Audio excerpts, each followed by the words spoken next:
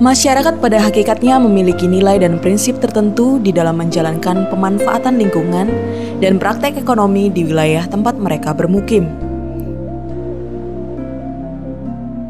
Hampir di semua desa di Provinsi Jambi memiliki pengetahuan ataupun cara tersendiri dalam mengelola sumber daya alam untuk memenuhi kebutuhan kehidupan. Ini juga tidak terkecuali dalam praktek ekonomi di tingkat desa. Masyarakat dalam memenuhi kebutuhan ekonomi memiliki berbagai nilai dan prinsip tertentu, yang dimana di dalam pengembangan ekonomi masyarakat mengedepankan khasanah pengetahuan dan kearifannya serta keselarasan dan keberlanjutan ekosistem. Dari data SIPD tahun 2020, Provinsi Jambi memiliki 1.399 desa yang tersebar di 9 kabupaten dan 1 kota. BPS menyatakan dari jumlah desa tersebut, sebanyak 91,54% desa penghasilan utamanya dari sektor pertanian, 3,9% desa dari perdagangan, dan sisanya dari pertambangan, jasa, industri, dan lain sebagainya. Melihat angka tersebut tidak menjamin kestabilan ekonomi masyarakat di tingkat desa bisa dirasakan oleh setiap penduduk yang bermukim di sana. Karena masyarakat desa pada umumnya mencari sumber ekonomi dengan cara mengelola lahan. Namun, tidak semua masyarakat memiliki lahan yang bisa diolah untuk memenuhi kebutuhan ekonomi ataupun kebutuhan sehari-hari.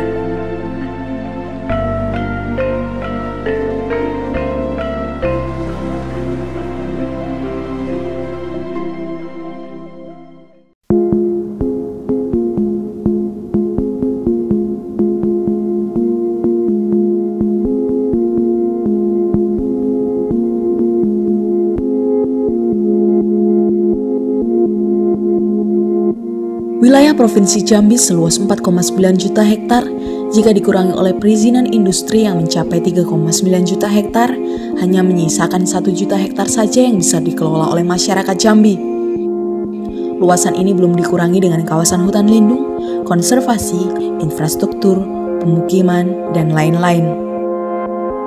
Dalam hitungan praktis, jika sisa luasan tanah berjumlah 1 juta hektar, dibagikan merata ke masyarakat Jambi yang berjumlah 3,5 juta jiwa, maka tiap orang berhak atas tanah hanya 0,28 hektar saja.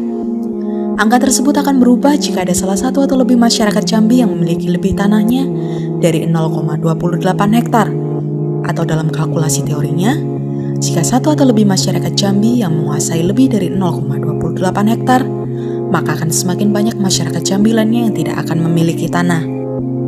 Kondisi objektif dari teori tersebut bisa kita katakan benar ketika kita bisa menyaksikan sudah banyak masyarakat Jambi yang hidup bukan hanya di kota-kota besar, akan tetapi di pelosok desa hanya bisa menghuni rumah-rumah dengan menyewa atau kontrakan.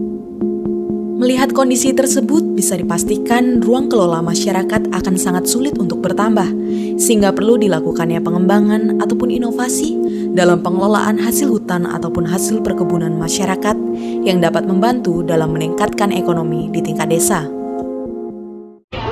Anggrek, perempuan semangat, cerdas, ceria, pasti bisa!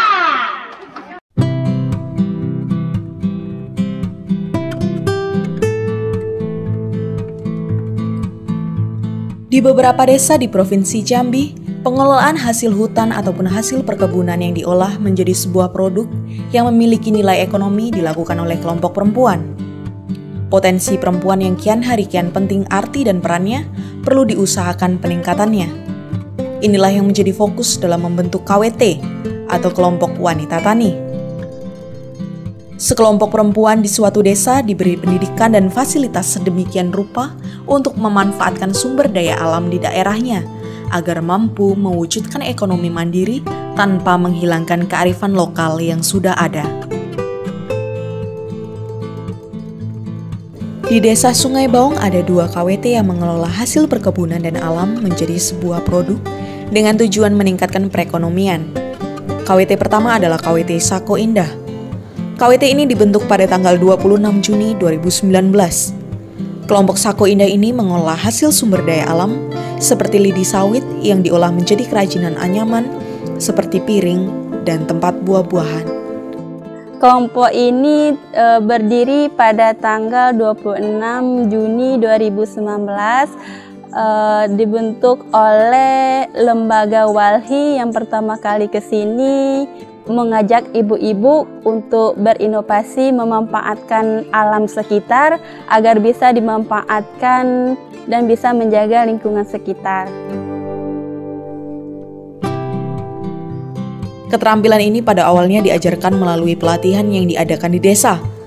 Melihat hasil anyaman yang kurang memuaskan, KWT Sako Indah melatih pengrajin dengan melihat video-video tutorial yang ada di internet untuk mendapatkan hasil yang lebih baik. Dengan adanya kelompok ini, kami masyarakat, terkhususnya wanita, merasa terbantu karena awalnya kami hanya ngumpul, tidak ada manfaat, hanya ngerumpi istilah desa. Terus dengan adanya kelompok ini kami bisa berinovasi memanfaatkan alam sekitar, terutama untuk anyaman, yaitu anyaman piring lidi yang terbuat dari sawit sekitar, yang kalau di sini sawitnya kurang dimanfaatkan karena jauh dari pemasaran. Jadi kami mengambil daunnya untuk dijadikan piring dan bisa kami jualkan walaupun hanya di sekitar lingkungan, terutama produk lokal.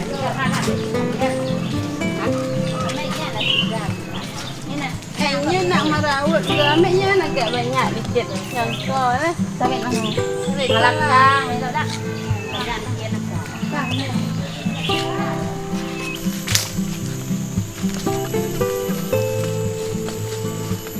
Kau beda datang ini, orang itu. Ada ibu tu ambil. Minyak ni royak ni.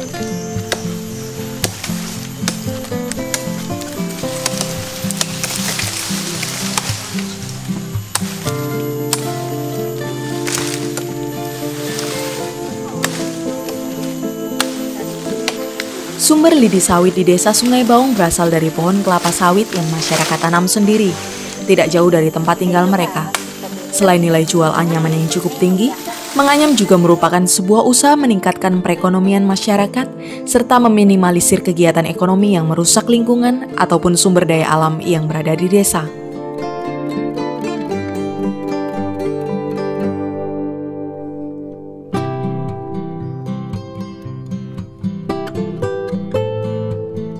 Untuk menghasilkan satu lusin piring, proses menganyam memakan waktu sekitar 4 hari. Dimulai dari proses pengambilan lidi sawit, pembersihan lidi sawit, hingga proses penganyaman.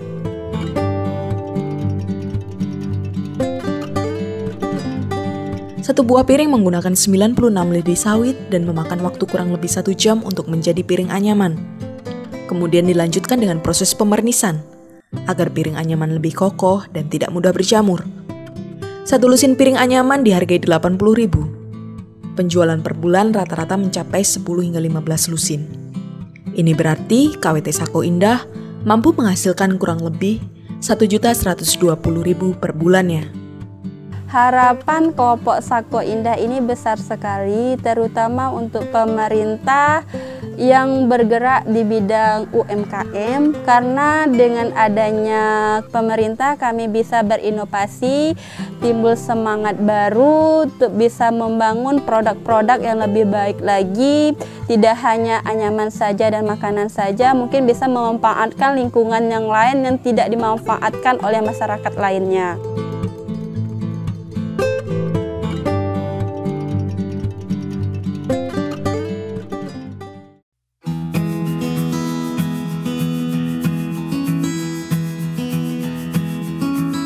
Beda halnya dengan KWT Tani Serumpun.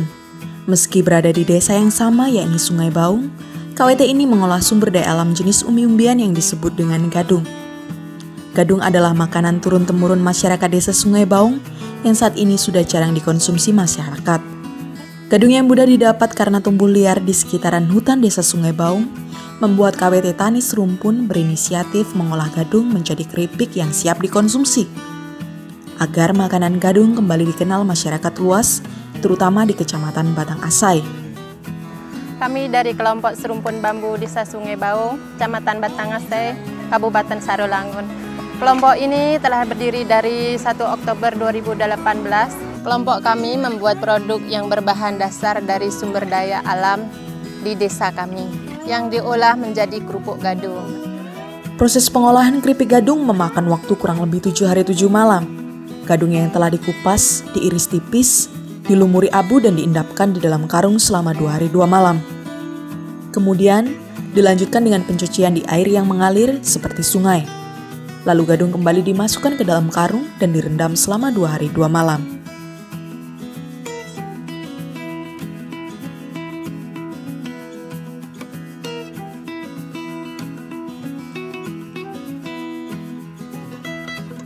Proses pengabuan dan perendaman ini bertujuan untuk menghilangkan kadar racun yang terkandung di dalamnya. Setelah melalui proses perendaman di sungai, kemudian gadung tersebut dijemur hingga kering. Lalu direbus dengan bumbu seperti garam, bawang merah, dan bawang putih selama kurang lebih 15 menit. Gadung yang sudah dibumbui kembali dijemur hingga kering, lalu digoreng dan siap dikonsumsi dengan aman. Kesulitan yang kami hadapi adalah akses pengambilan gadung yang cukup jauh ke dalam hutan dan belum menemukan pasar yang pasti. Harapan kedepannya, kelompok dapat berkembang lebih baik, kompak, menemukan peluang pasar, serta mendapatkan dukungan dari banyak pihak, terutama pemerintah desa.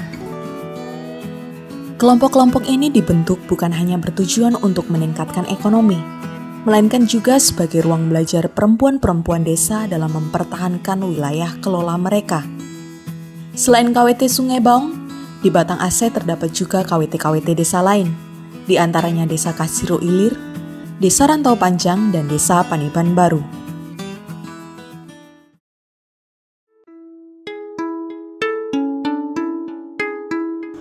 Topografi wilayah Provinsi Jambi yang bervariasi mulai dari ketinggian 0 meter di atas permukaan laut wilayah timur hingga 1000 meter DPL ke arah barat mempengaruhi potensi sumber daya alam yang tumbuh. Seperti dataran tinggi Kabupaten Merangin terkenal sebagai penghasil kopi Robusta di Jambi. Salah satunya ialah KWT Masurai Indah yang berada di Desa Tanjung Mudo, Kecamatan Jangkat. Wilayah kelola rakyat Desa Tanjung Mudo yang berada di landscape Bukit Sedingin dengan mayoritas bekerja sebagai petani yang memiliki wilayah kelola seluas 1058 hektar. Sumber penghidupan masyarakat Desa Tanjung Mudo selain dari tanaman kopi ialah kayu manis, nilam, padi, dan palawija. Keutamaan masyarakat Desa Tanjung Mudo menanam kopi dan tanaman lainnya tidak menggunakan pestisida. Hal tersebut dilakukan demi meningkatkan hasil produksinya. Mereka hanya membersihkan gulma yang ada di sekitar tanaman kopi dan tanaman lainnya. Sebelum sampai di kedai kopi kesayangan dalam seduhan cangkir, kopi melewati berbagai rangkaian proses pengolahan, baik dari proses pasca panen yang diterapkan serta sangrai. Hanya biji kopi yang sudah matang yang bisa dipetik untuk selanjutnya diproses. Parameter secara kasat mata ialah buah ceri yang merah. Buah dengan kulit luar berwarna merah cenderung memiliki tingkat kematangan yang sempurna. KWT Masurai Indah menjual hasil kopi dalam bentuk yaitu beras kopi dan kopi bubuk. Untuk beras kopi atau green bean yang dijual ke tengkulak atau pengepul di kecamatan dengan harga Rp16.000 sampai Rp18.000 per kilogram. Untuk jenis bubuk dihargai Rp10.000 hingga Rp12.000 per 100 gram. Selain dijual keluar desa, masyarakat Tanjung Mudo mengkonsumsi kopi dari hasil produksi desanya. Hal tersebut sesuai dengan konsep tata konsumsi WKR bahwa masyarakat harus berdaulat atas potensi komoditinya. Setelah banyak bicara tentang potensi sumber daya alam di wilayah hulu, kini kita menuju wilayah tengah, meliputi Kabupaten Tebo, tepatnya Desa Olak Kemang, Kecamatan Tambun Arang. Di Desa Olak Kemang telah terbentuk KWT dengan nama Sri Kanijaya. Sudah banyak produk olahan yang dihasilkan KWT tersebut, namun kegiatan produksi belum berkesinambungan, sehingga perlu adanya upaya memaksimalkan potensi SDA wilayah Olak Kemang, salah satunya dari tanaman gaharu yang banyak ditanam warga di pekarangan rumah. Awal mula kami menanam gaharu ini kan pada dasarnya kami dulu desa itu masih gabung dengan Tambun Arang. Nah dari Tambun Arang itu dapat bantuan bibit gaharu dari pemerintah, dari kehutanan, dinas kehutanan. Nah di sana tuh disuruh nanam, dibagi kepada masyarakat. Kami bagian dari Tambun Arang, makanya di Olak Kemang ini setelah mekar tetap kami punya bibit-bibit dari Tambun Arang yang berupa gaharu. Selain resin di area Batang, di beberapa wilayah pelepah kulit gaharu diolah menjadi bahan kerajinan tangan. Namun di Olak Kemang, masyarakat memanfaatkan daun menjadi olahan teh. Pemerintah membagi ke kami ini Akhirnya coba kami budidayakan. Setelah kami budidayakan, ya kami menunggu-nunggu dari pemerintah. Alhamdulillah kemarin dari Dinas Kehutanan Kabupaten hadir, kami minta petunjuk pengelolaan agar garu dapat menghasilkan. Namun demikian di sana belum ada jawaban. Setelah mereka nggak ada jawaban, kami sendiri mempunyai inisiatif membayangkan bahwa garu ini menurut informasi kan bisa dikonsumsi mulai akar, batang, daun, dan lain sebagainya. Dalam penelitian terbaru, daun gaharu kaya akan gen guanin, yaitu glikosida alami yang dikenal bermanfaat bagi kecantikan, memperlambat penuaan dini, hingga cocok dikonsumsi saat menjalankan program diet. Nah, dari situ kami punya gagasan berdasarkan informasi tersebut, mencoba mendownload informasi tentang garu dari Mbah Google. Dari Mbah Google itulah kami dikirimi jenis kayu dan jenis teh garu. Teh gaharu dapat dinikmati dalam bentuk daun irisan atau yang telah dihaluskan dengan cara digiling. Saat ini proses pembubukan hanya menggunakan mesin blender akibat keterbatasan alat produksi.